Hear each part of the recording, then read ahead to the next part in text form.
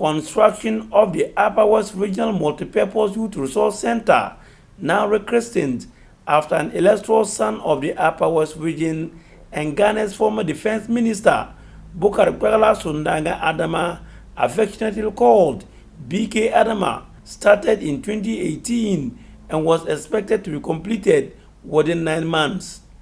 Owing to some constructional challenges and changes in the original architectural designs, however, could not be completed. Chief Executive Officer of the National Youth Authority, Pius N.M. Hazide, in a meeting with Upper West Regional Minister Dr. Hafiz Bin Sali, adduced reasons for the delay of the project. The first phase is around 98% complete. The first phase.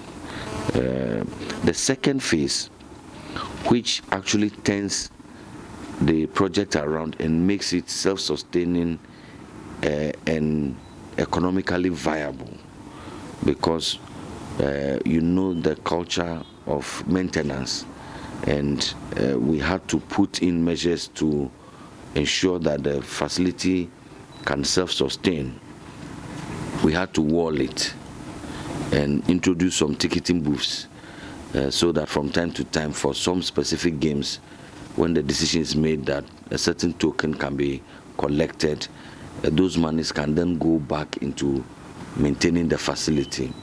Upper West Regional Minister Dr. Hafiz Bin Sali, on his part, noted that the construction of the project brought excitement to the people, especially the youth, who are of the belief that the project, upon completion, will harness and hone their skills and talents.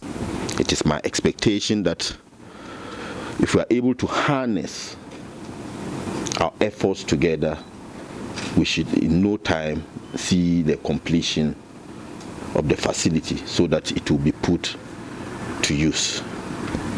A few days ago,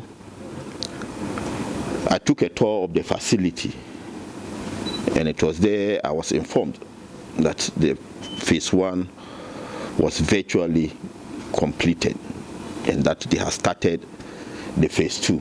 The National Youth Authority Chief Executive Officer later joined the Upper West Regional Minister to inspect ongoing works at the Multipurpose Youth Resource Center. They were conducted around the facility by resident engineer Adam Sasana, a consultant for the project, architect Fobi Asebere, further outlines what is entailed in the project. FIFA standard. The drains has been, you have a drain that connects around the periphery. It's also irrigated. So it's the reason why even for a place like Hua, you continue to find it green. Their boreholes support the watering, and the proper drainage system is also being done to complete it. And so the total drainage system was also in the phase 2, which is to help ensure that the stadium is well drained. So as we go around, you see new drain networks which are also being constructed to ensure that instead of just leaving the area like what usually happens on most football fields, you have the area being green and the rest, we are adding a lot more value to the project within the phase 2. Government is constructing 10 of the multi-purpose youth resource centers across the country.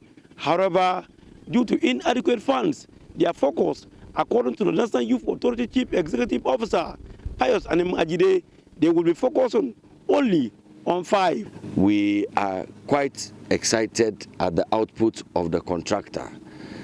So far, after the break, a short break, the contractor has gone back to site, and you can see that work is going on, and we are quite excited. We are pleading that he can expedite a little more, but we also want to put on record that WA is one, if not the only, or I mean one of the few, if not the first, most advanced site that we have, and we want other contractors to also emulate the good example of HAPK and also expedite and up their game.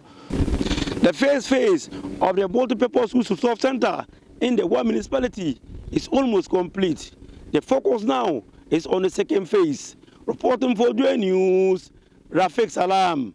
Wa.